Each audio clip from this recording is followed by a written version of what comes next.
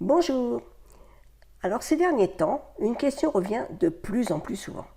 Comment garder un esprit stable et confiant face à un monde en bouleversement total? Voici 5 conseils que je m'applique à moi-même au quotidien. Premièrement, chaque jour, faire un état des lieux de notre espace intérieur.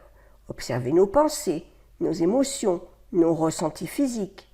Juste les observer, sans juger de quoi que ce soit. Puis se poser la question, après quelle peur, après quel manque, après quelle absence suis-je en train de courir? Deuxièmement, prendre soin de son corps et de sa vitalité. Cela demande de prendre conscience de ce que nous absorbons matériellement ou informationnellement. Respecter les bases minima d'un bon fonctionnement. Il faut se bouger, se reposer, respirer et toucher la nature.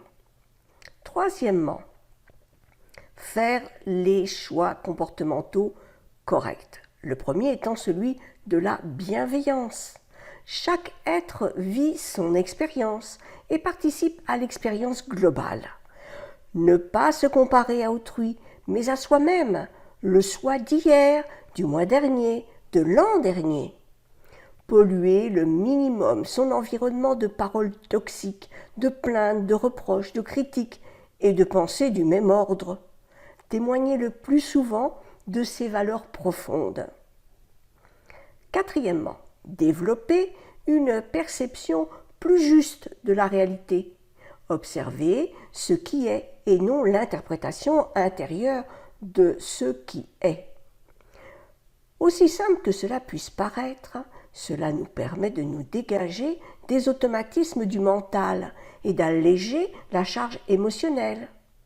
Dans la formation Human Process que j'ai suivie, nous apprenons à percevoir notre environnement selon la théorie quantique des événements et d'observer comment cet environnement se réaligne naturellement.